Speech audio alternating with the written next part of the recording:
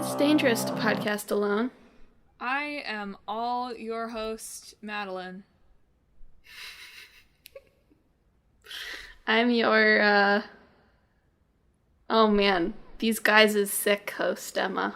I think that's what it is. And thanks for tuning in for this week's side quest episode. Yeah. It's my turn to pick this time. Wahaha. So expect no structure whatsoever, as usual. So, Emma, what are we going to be talking about on the side quest this week? This week, we're talking about localization, the translation and localization process of video games. Emma, what's that? So, translation, as you might know from knowing the English language, is when you take another language and translate it into English. You can't see, that was a nice example of why Emma might not be a good source for this. Good person at doing this job. Seeing as she just used the word in its definition. So when you take something from another language and turn it into English so that you can understand it. But localization is the further process of taking that translation and making sure that it's understandable for whatever language audience you are translating the original text into. And that it conveys the spirit and intentions of the original. Yeah. As literal translations don't always do successfully. Yeah, though you wouldn't know it from the amount of people online who claim that they want literal translations all the time. I'll admit, I have been a person who has demanded literal translations online, but only when I am tutoring Latin. In which case I say, you really want it, you just have to include the ing. I know it's super dumb, doesn't sound like good English, but just make sure you get the points. Even if Whitaker's words doesn't do that, you should do that. Well, that's a little different when you're tutoring for our educational system. I'm not kidding that I do that, but I am just kidding. Of course, it is not the same thing. Yeah. So, Emma, I think in honor of the 40th anniversary of a famous video game, you should start with your first little localization bit of trivia, and we can Is jump it the off 40th from there. anniversary? Heck yeah, it is. Wow. I hope you're talking about what's on the top of my notes. Yes. Yeah, okay. So, one early example you can find of video game localization in changing something from the original text into bringing it to English, at least. I don't really know what it's translated as in other languages. But Pac-Man was originally called Puck-Man. But when they're bringing the arcade cabinets over here, people were a little concerned about the rather obvious type of vandalism that might happen to arcade cabinets called Puck-Man. And so, it was changed. P-U-C-K, to be clear. It's not like Pac-Man, P-U-C. P-U-C-K. I think even if it'd just been C, it might have still been too close. It still probably would have been too much. I imagine that was discussed. Yeah. So they changed Puck-Man to Pac-Man to discourage the obvious and I'm sure very tempting urge for arcade cabinet players to just take a Sharpie and make a certain change. And the rest is history. Puck-Man is dead. Long live Puck-Man. But that's like one of the more sort of simplistic reasons you might find for something being changed from one language to another, is just to avoid people making bad words out of it. Or it might, as in the case of Mega Man last week, just be changed because somebody thought it was lame. Yeah, that too. Oh, the good old days. The pre-Twitter days. When you could just say, I think this is dumb. If you're high enough up at the company, they'd be like, okay, let's change it. So the realm of translating and localizing video games has changed a lot from when they first started doing it. And in the case of what we're talking about, generally our realm of perspective here is most commonly Japanese games being brought over to English. But of course, there's localization of English games being brought over to other languages, other language games being translated into various different languages. So there's always going to be particular regional differences when you're translating from one language to another. But a lot of the big, like, famous translations, or stuff like, I guess, is some of the big epic Japanese RPGs from the 90s. When it was pretty common to just have one dude in their house. Alone in the woods of Connecticut. Translating a game. Which is just like, wow, that sounds awful. Did you read the first person piece from the guy who did Metal Gear Solid? Yeah.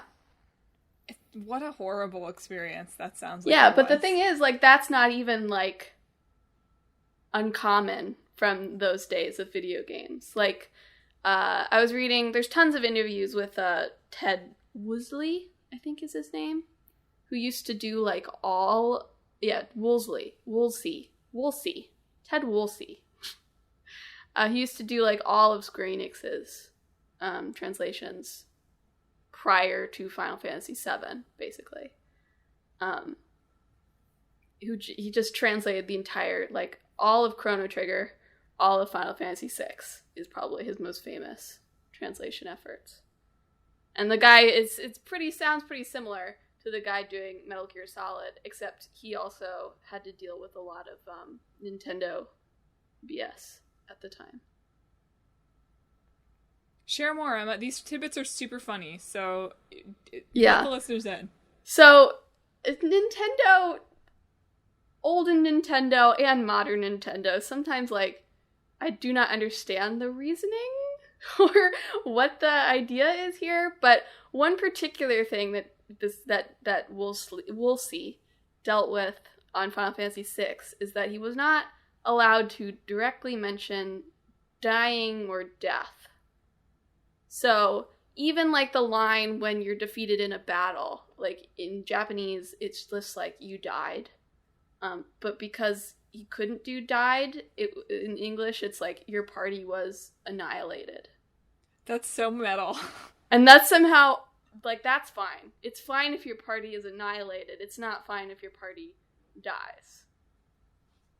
There's a side story involving teenage pregnancy that he basically just had to change so that her and her boyfriend were married already. And then that was okay. One line from this one US Gamer article was, the conflicted heroine Celeste was still allowed to attempt suicide when she hit rock bottom in the second half of the game, as long as Woolsey made it seem as if she jumped to perk up. And what? I haven't played Final Fantasy VI, so I have no idea what the context of that is, but also what does that mean? What does it mean that she jumped to perk up? You haven't ever had neighbors above you just jumping around seemingly to perk up at all hours? Jumpy jump. Jumpy jump. But the big ones is there's a lot of, like, I think Final Fantasy VI is sort of like, I don't remember what the plot is, actually, so I shouldn't say anything that will be blatantly incorrect. But there's a lot of death in Final Fantasy VI. Annihilation. A lot of annihilation. So you just basically had to use tons of euphemisms for it. There's lots of, like, return to the light, or even, like, simple stuff, like passed away is fine. You just can't say die or kill. There's one screenshot of, like, the main villain saying killed. That's, like, one of the only places where it apparently got past Nintendo's censors, basically. Like, they just didn't catch it, so it's in there still. But yeah, it just sounds kind of very difficult to translate relatively dark games with particular mandates hovering over you. In addition to the fact that, like, in all text-based games, especially when coming from Japanese or some other pictorial language, you can sort of fit a lot more stuff in a smaller amount of space. But when you're bringing it to English or anything that uses the Roman alphabet, you have the same amount of text box space, but words take up a larger amount of room within your designated text box. So you have to bring the meaning over the sentence over in fewer words, basically. Yeah. Jeremy Blaustein, who translated Metal Gear Solid and I think also one of the Castlevanias and sort of stuff before Kojima exiled him, basically. Yeah. Was talking about how he was having to map his translation onto like the cuts in the cutscenes and like the transition in the cutscenes, and that in addition to having to fit it into the text box because the word order in English is obviously quite different, that finessing it so that the transitions still made sense was a real challenge. This man seems to have basically gone through hell for this translation, where, like, he writes this article describing the whole process, where it's basically like he met Kojima while he was living in Japan, and eventually he left Konami, and he's, like, living in the States again with his, like, wife and 2 children in a cabin in the woods. And then Kojima wants him to translate Metal Gear Solid. So he does, but it's a way bigger project than this guy's ever done before. He doesn't negotiate be paid throughout. He's just going to get paid at the end. So he's, like, describing this process of, like, they're going hungry in the woods while he's, like, trying to learn what it is to be a soldier, basically. Pre-internet, right? So he's just, like, ordering all of these books about being a soldier. Yeah. And creating all of these new phrases and, like, working in more military phrases for Snake and all of that stuff. And at first, Kojima reacts really positively to the translation, even though he's not bilingual. Yeah, I don't know if he still is not bilingual, but at least at the time. Well, I was wondering what was up with Death Stranding, and if there was any similar process, but obviously, I guess there's not, because it's based on the language of the game must be English. Yeah, and I think the initial language of Death Stranding must be English because the actors are all Hollywood people. So. Yeah. Anyway, decades ago, Kojima was not bilingual. And so reacted really positively to the English voice cast and the English translation. And then eventually somebody must have told him that this guy messed with his text. Even though, and this is probably going to be a lot of what we talk about here, quote-unquote messing with the text is part of kind of what you need to do to successfully localize a game. Yeah. Probably. If you're in the strict translation category, maybe you don't agree with that. I think you're wrong, but... I think that we can talk about this more, but there's certainly levels of when you want to stick more closely and when you want to diverge. So this guy describes, in a lot of detail, really trying to capture the voice and stay true to what he thought the tone that Kojima was trying to capture here was. And that in doing that, he gives a bunch of different examples of all these kind of, like, sort of awkward or weirdly formal ways he could have had Snake talk, or the kind of, like, more baller ways that he ultimately opted for. Like, okay, here's a good example. The choices are, I'm just a guy who can only find meaning on the battlefield. Fine, poetic, like a little stiff. Or, I'm just a man who's good at what he does. Killing. Which one is certainly more metal than the other. It's certainly more Metal Gear Solid.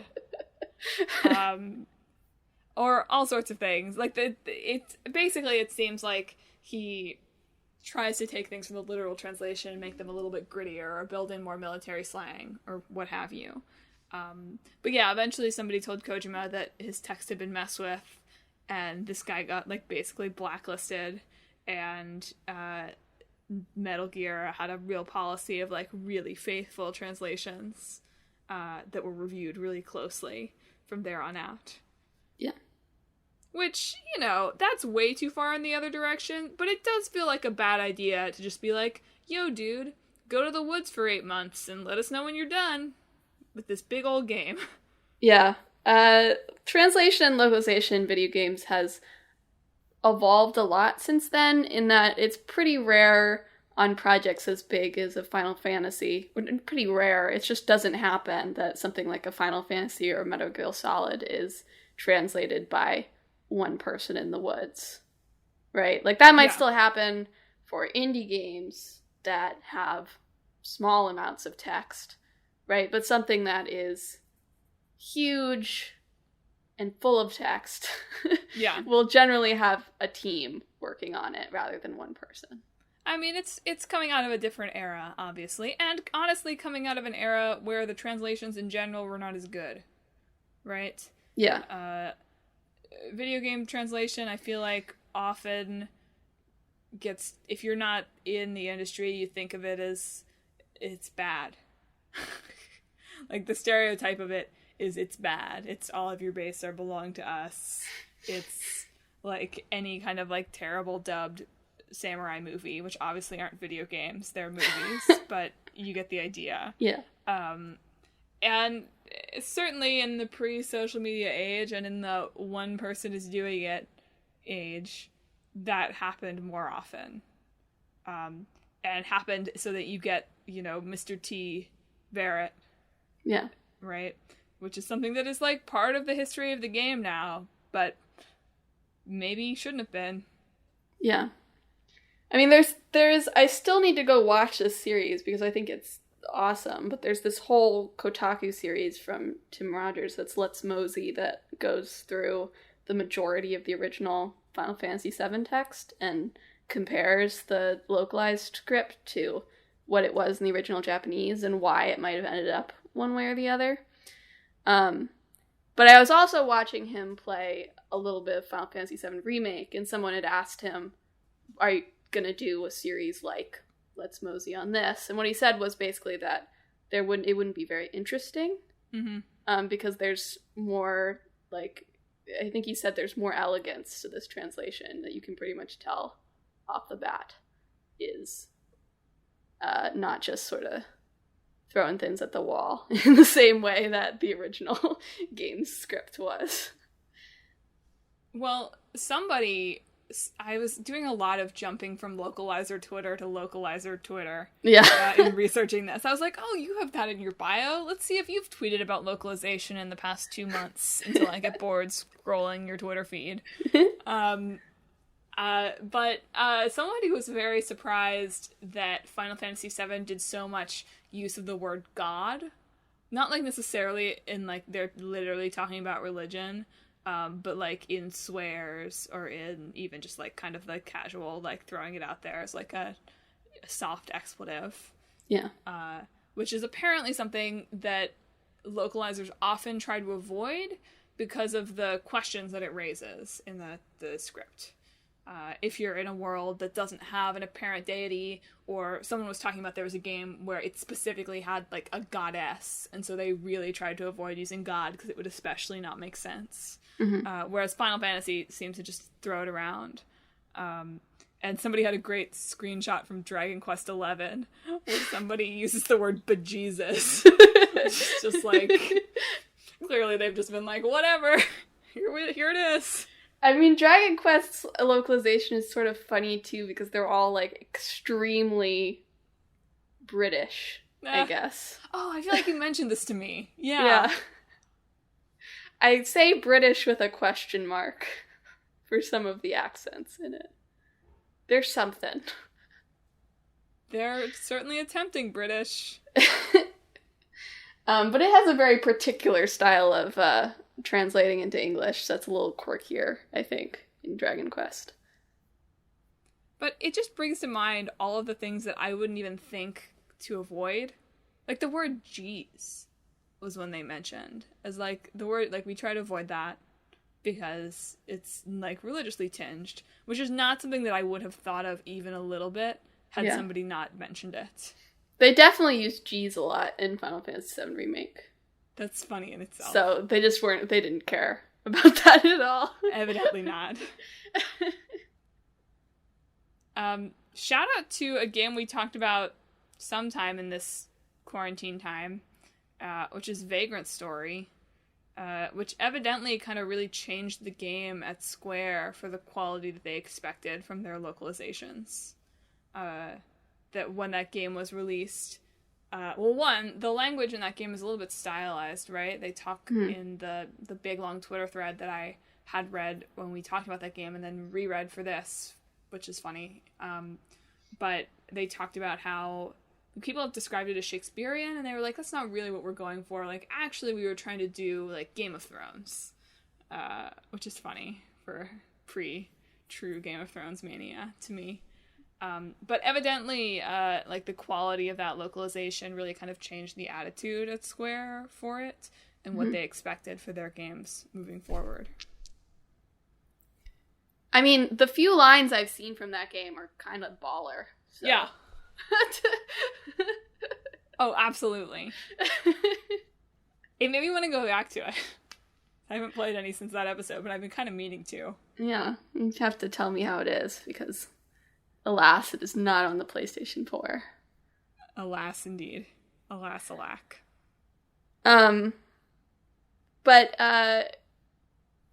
So you get some debate on literal versus more freeform, I guess, translation.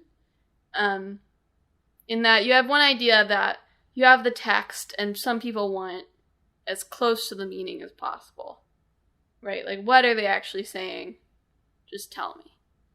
Whereas you get other people who are like, well, in a lot of cases, if you're just giving them what that character is saying, you're not necessarily translating it in a way, either A, that the end user can understand, or B, in a way that the end user is getting the same experience as someone playing the game in the other language. Right? And some obvious examples of this before we get into, I think, the thing that sort of sparked this idea for me in the first place. But like puns, for instance. If you do a literal translation of a pun, you'd have to get really lucky for it to be funny. Yeah, nobody will understand that there's a joke being made. Usually they don't anyway, but yeah. It's true enough. Or something like idioms. If the saying is not obvious from the translation, like what it means, like then you're not necessarily understanding the point of it being used there, right? Because every language has different idioms that aren't necessarily in another language, literally. And that don't make sense unless, like, what does piece of cake mean, you know? Yeah. If I hadn't been socialized to know what that meant, I still don't really understand why that means easy.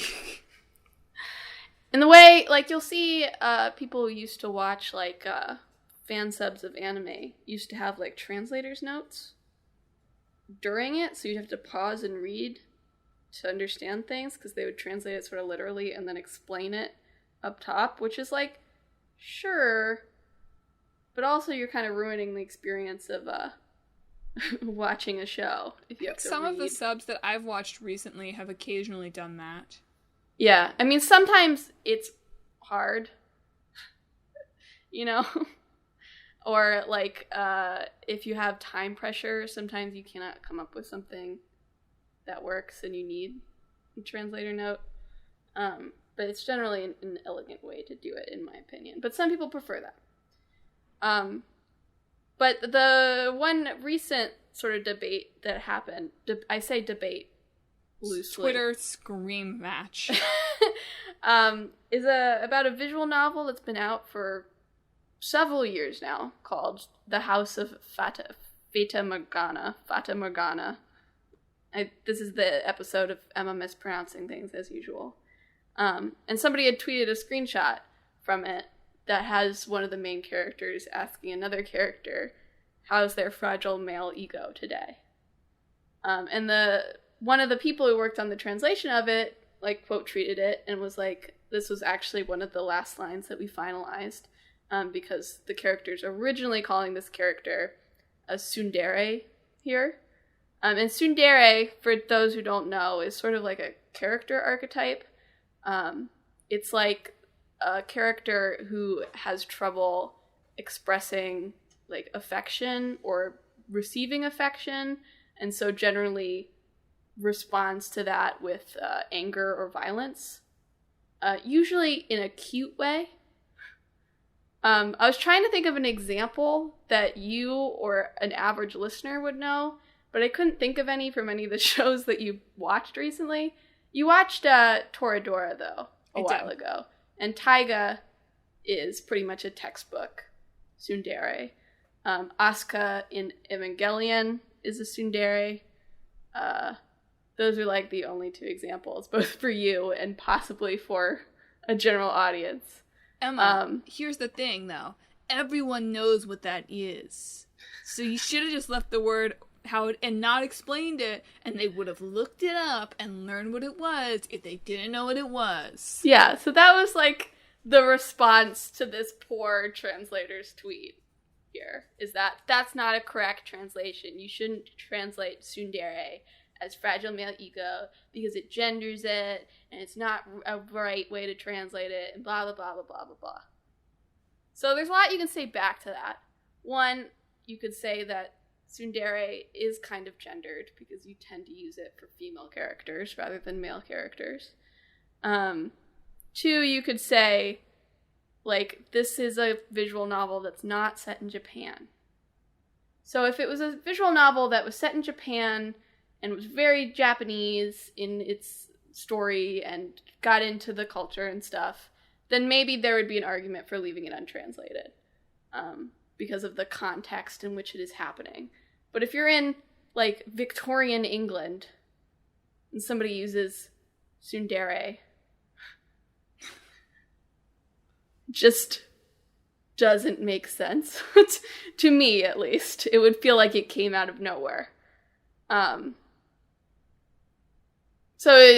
not getting into whether the translation is what anyone should think of the translation. But it got to the point where the actual developer of the game had to step in and be like, no, I think this is the good way to translate it. Because of the context in which the word's being said, and who is saying it, and the tone in which it's being said. To me, what bothers me about this is it's all well and good to say, this is not what the word means. But I don't think anybody ever said the word means fragile male ego. Yeah. They just said this made sense, this conveyed the same idea, or the same attitude, or the same whatever in this circumstance.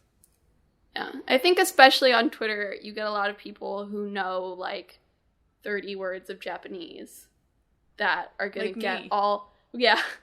But the difference between that and being like, oh, I recognize that word, and, like, being like, I recognize that word and know what it means, therefore you're wrong, person who speaks fluent Japanese, because I know 30 words of it, and I know that's not what it means. And also a lot of people who just haven't actually played the game, and know nothing about these characters, and just recognize the word, and are like, no, that's not what it is. And of course, there's also the element of it inserting political beliefs into this extremely feminist visual novel, by gendering the tsundere word. And that's generally sort of the argument that I see a lot of people who get upset about translation liberties have, is that they're inserting politics into it, because Japan doesn't have politics. I'm not sure if you knew, but right. Everybody knows that, Emma. I don't know why you're... No politics exist in Japan, and there are no, there's no gay people, and women are happy being, subservient to men. That's how it is in Japan. That felt like a literal translation of Japanese culture to me.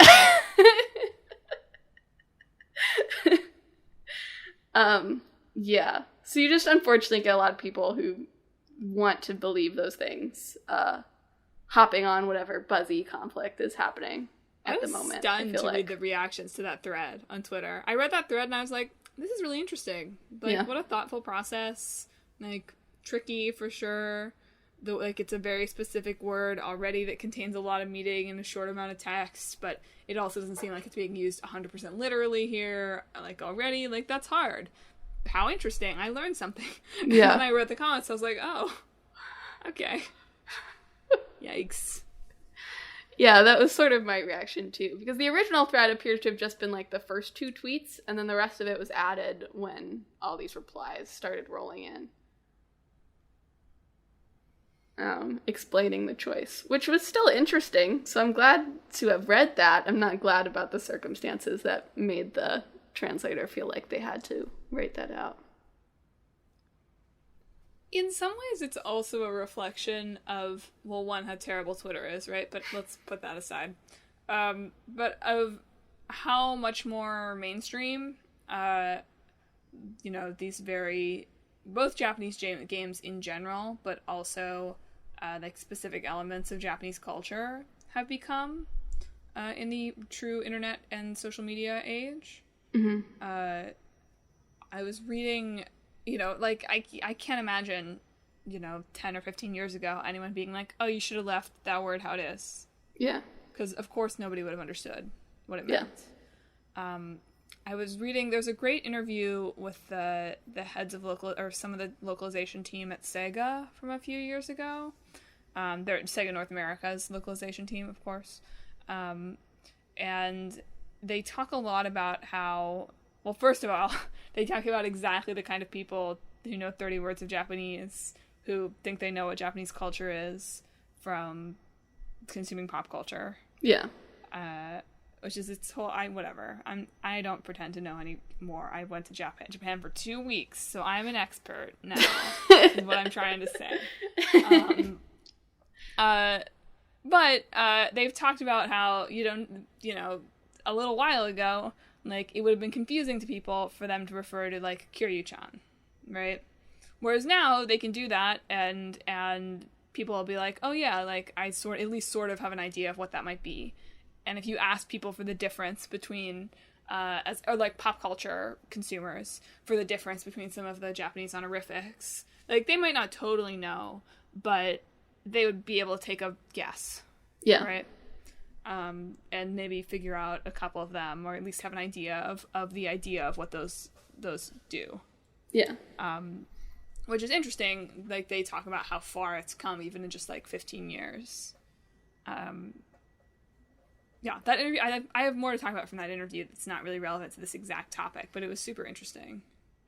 I mean, we can move on sort of from this topic. Like, Yakuza is one of those where, like, maybe you could have an argument for leaving tsundere untranslated, right?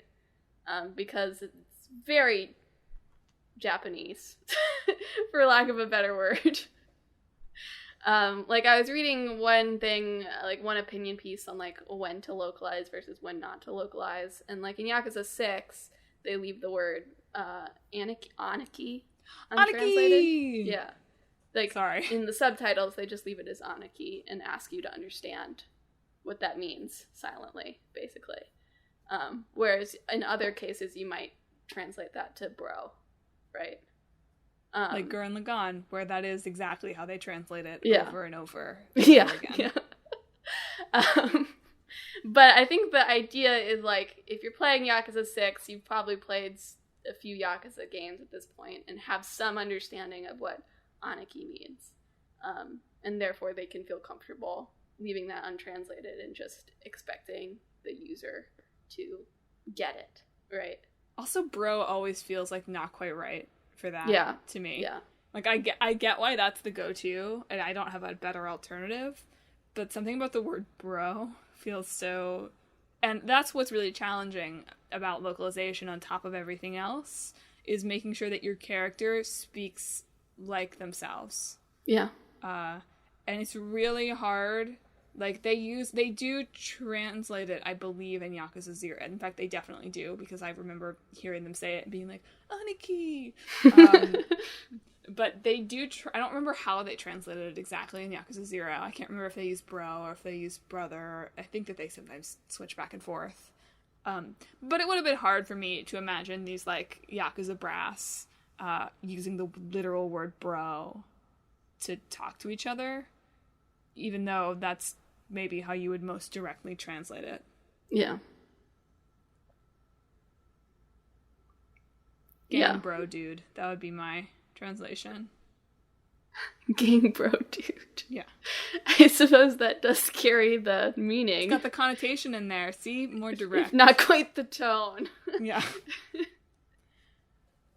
But there's a lot of different ways to do that, and certainly different games maintain different kind of speech styles for characters with varying degrees of success. Mm-hmm. Duh, Madeline. Games have varying degrees of success with characterization. Thanks for that insight.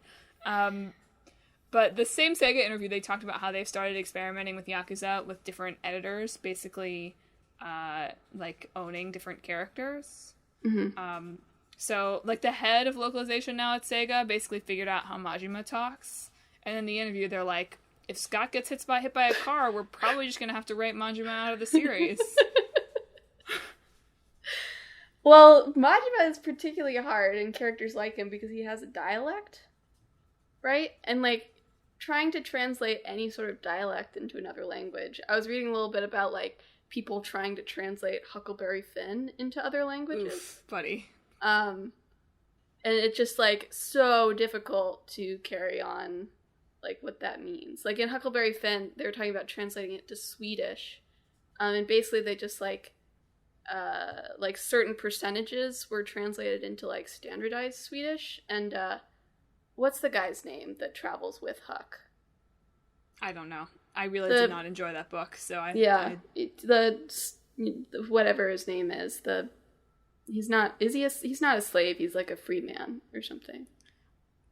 Sorry, I don't remember. I really can't remember enough how much I've blocked out. His percentage of standardized Swedish was like 6% compared to Huck's like 70%, to try to emulate the dialect, but mostly it just makes him sound really dumb in Swedish, which isn't necessarily the intended use of that dialect. It's just that he has a different dialect than Huck. Emma, you should talk about your favorite anime character and how they speak English in English. Oh my god. That's a little different. I know. But I'm just kidding.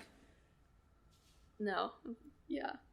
Well, you get a lot of times, I've seen dubs and subs when somebody has a like southern Japan dialect, a Kansai dialect, like basically make it sort of southernish.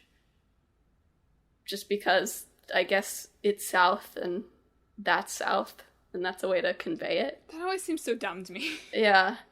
But it's always tricky to try to match the tone of how a character talks when they have a dialect or a speech quirk or something like that.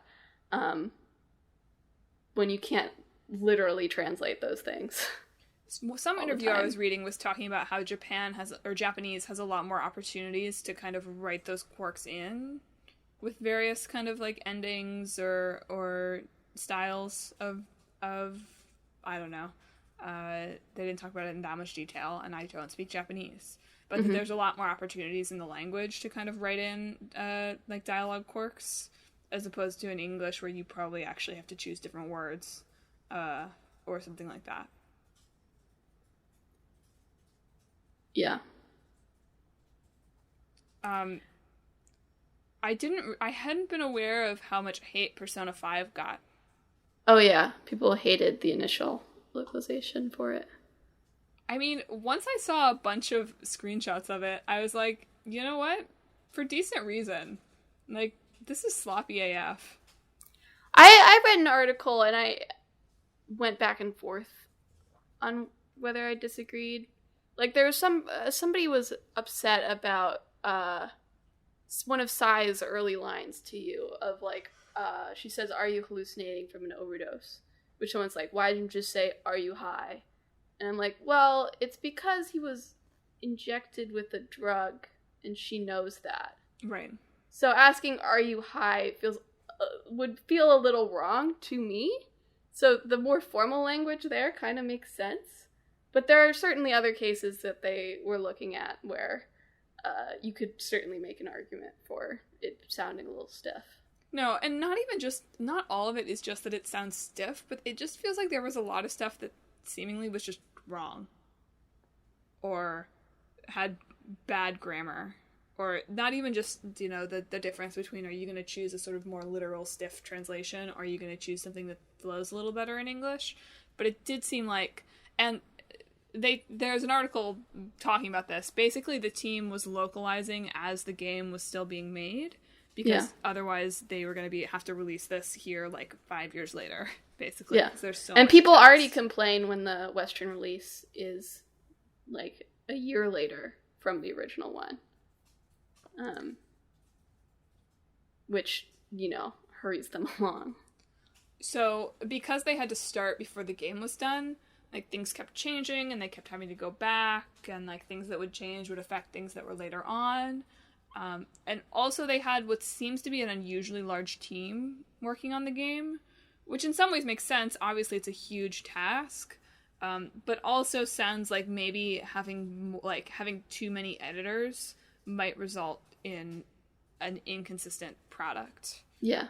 Like there was something that listed like a half dozen of Morgana's lines that alternated between being like really casual and slangy and being really formal, which obviously people can do, but didn't seem to have like that consistent tone that you would hope a character would have. Right? Yeah. So that, it was not something that I really noticed when I was playing the game, to be honest. Yeah. And apparently the Royal has fixed many, many, many of those issues and like had the voice actors come back to re-record stuff and all of that. So yay for them. But I also loved, somebody was like, there's some Japanese phrase that is like the canned translation is "it can't be helped," which apparently appears in Persona like dozens of times. And the person was taking that as evidence of a lazy translation, which was interesting to me. It's hard, right? Yeah. Like, on one hand, like, maybe that is what it means all the time, right? And if they're using the original phrase all the time, too, like, of course, different things can mean different things in different contexts. But yeah, I don't know. I don't know if that's necessarily evidence of a lazy translation more than, holy crap, we have 400,000 words to translate or whatever. Well, they calculated it in this. It's the same interview with the same Sega guys. They calculated how long it would take one editor working at breakneck pace to get through a game the size of Persona 5. And it was going to take like 240 working days if they were working way faster than anyone would ever work, and they didn't do anything else. Like, they didn't check email or take any breaks. It was going to take them, 2/3 of a year to edit this game. Which obviously that's why they had a bigger team, and obviously it doesn't work that fast because that's not how things work. But still, just the amount of characters to deal with is wild. And that's just like in addition to translating, something like Persona 5, you have to then put in the stylized way that it's put in, right? Like, you can have the script and you translate the script, great, but then someone also has to take that script and go into the game and fit it into the UI, right? And also design like the English lettering to fit within the UI. Yeah. Which is another added step on top of just like once you translated the game and localized it and you're done, you're still not, that's not everything. Somebody still has to put it in the game. Yeah. It's not just like magically in the game. Yeah. And to be clear, it's not just like somebody translates it and it's done. It's like somebody translates it, then you have an editor who goes through and cleans it up, and then probably 20,000 committees look at it, and then it goes in the game. Yeah. So I coming into this episode obviously had the idea of like, oh, localization is hard. But now that I've read even more and more about it, I'm like, wow, how does any game ever get translated? Yeah. And then I was reading the stuff from the guy talking about like the prices on this. Oh my gosh. How does anyone afford to translate a big game? Yeah. I mean, that's why you get a lot of stuff like he was talking about in that article of like, well, do you need to translate it into any European languages if the majority of Europe speaks English? Like, do you want to put in that money there? So he like lists out like the biggest languages you want to consider when localizing, which is like English and Chinese. I think Spanish was on there too. But at a certain point, like, you cannot localize your game into every single language, right? It is too much and it is too expensive. Well, that's why, supposedly, that's part of the reason why it takes Netflix so long to put out any given anime, is because for them to, I mean, I'm sure there's plenty of other reasons, but one of the reasons is that they want to provide subtitles for, like, 24 languages on launch, and that takes a long time. They also want to have the dub available from launching it, so that also adds to it. Speaking of Netflix, I would love if Netflix had CCs for both the Japanese and the English. Yeah, it's super annoying. Something that Sega did for Judgment, which had a dub and a sub, is they had 2 different subtitle tracks, which feels a little excessive to be like an industry standard thing. But God, when I'm watching like Agretzko on Netflix, I really wish I could turn the CCs on, but they're different. So I cannot. I watched some of it that way and it was pretty funny. It is funny, but also sort of makes my brain hurt. I mean, word. On a final note, so we haven't been able to talk too much about translating English into other languages, presumably because the people who are writing about that are not writing in English. Yeah. I'm sure there are a lot of great pieces about localizing English that I am unable to read. Yeah. But there's some cool ones out there about how to take gender-neutral pronouns and how to deal with that in languages that have much more specific masculine, feminine forms than English does. So for this, I can't remember hang on, I should look up what it's actually called, but it's this like cyberpunk taxi driver game that they've like talked about this a lot. Neocab, thank you. Where one of the characters is gender neutral, and basically the person was translating it into Italian, but Italian doesn't really have a way to refer to somebody gender neutral. It's all masculine, feminine, and if you're referring to mixed gender groups, you default to masculine. But choosing one of those obviously was going to step on the nuance of this character. So they said, okay, so because it's in the future, right, that's how they justified it anyway, because it's in the future, by this point, we've developed this gender neutral ending using the schwa, which I thought was a really elegant solution and like a clever one that they shouldn't have really had to justify that way, but it was a cool way to justify it. Yeah. But it raises, all these possibilities of like using the word you, right? How do you translate that? You is super neutral in English, but it's not in a lot of languages. Yeah, like if you're translating you into French, for instance, like you can just use you wherever in English, but in French it has plural and singular as well as formal and informal ways of using you, that you then have to make sure that you're using the proper one for the context as well as the way the character is speaking, right? In Latin, we would sometimes conjugate you plural as y'all, just to make it clear. Not in actual translations, but just in like the breakdown, just to bring it back to Latin. Yeah. That article sort of reminded me of like So this isn't games, but there's a manga I really like in an anime that's called Land of the Lustrous that is all about basically like gem people. And so in Japanese, there isn't a gender-neutral pronoun. It's easier to talk about things without using pronouns in general, but there's like no like gender-neutral way of like referring to each other. So the way that handles that in the original Japanese is they all refer to each other masculinely. Like they call each other brother, or they use masculine pronouns or stuff like that, but they present more femininely. So the dichotomy between that like implies the gender neutral on purpose, but when you actually bring that over to English, that doesn't make sense at all. Yeah, like you can, the official subs and translations use they as it should, but when you get like a casual viewer watching it, they just think girls, because that dichotomy doesn't really translate into English the same way, which is interesting to think about. There's so much nuance. Again, cannot emphasize enough. How does this ever happen? I know.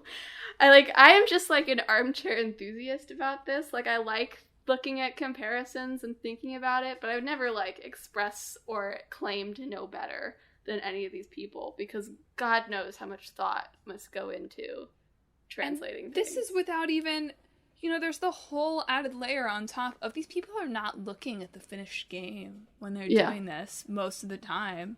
They're looking at something that has some degree of context or has some lack of context, and you have to guess what someone or something is referring to at any given time. Yeah. And then you have stuff like that wild Yakuza minigame thing. Yeah. Which I did not understand. Maybe when I play the game eventually I will understand, but I just could not follow on Twitter, except that it seemed impossibly complicated. I mean, I think it's basically that because Japanese and English is basically opposite word order, when you would think, if you're reading the English translation, when you would think you would want to sort of interject would not be where you actually would in Japanese, because the words are basically switched to simplify it a lot.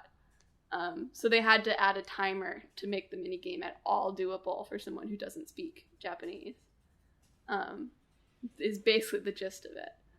So sometimes you even get stuff like that where you have to add like a gameplay feature in order to make it workable. Like, I don't understand how stuff gets localized if it was just a game that was words on a screen. Let alone how it all works. It just seems like great respect out there to you localizing and translating teams.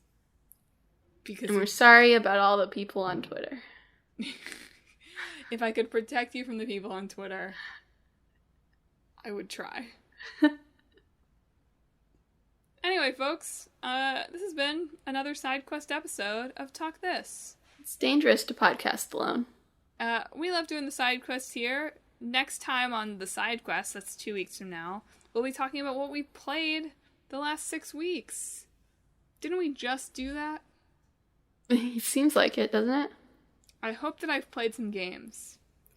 Well, next week we're talking about Big Brain Academy and Demon Ex Machina, so you can also look forward to that. It's gonna be wild.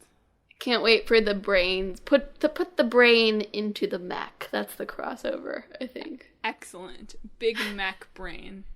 Big Mech Academy. But hey, listen.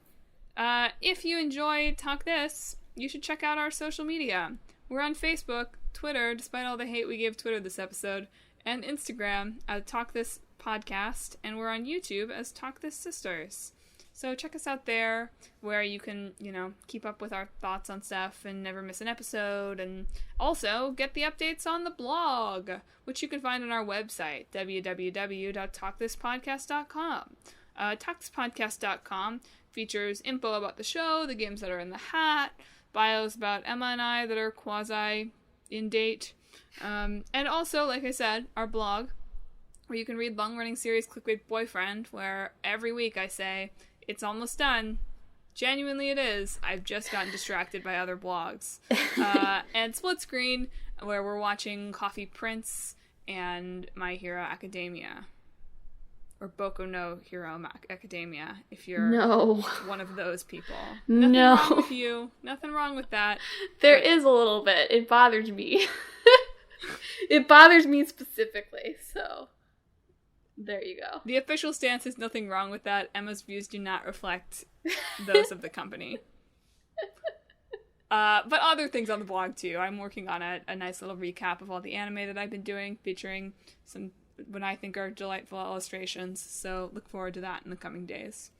If not today, who knows? If not the past. Time is fluid.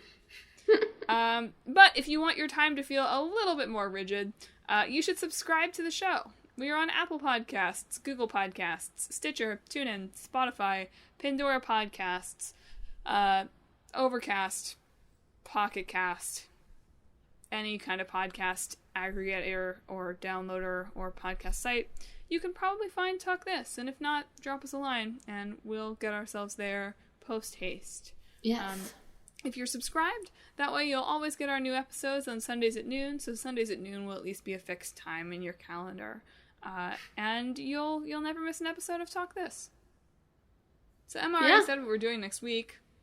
Big Brain Academy, Demon X Demon, Demon Hunter, Demon X Hunter, Demon X Machina. I know, I'm just kidding. Yeah, so look forward to that. So Emma, do you want to give the folks a hearty send-off? This week, I hope all your words convey their intended meaning.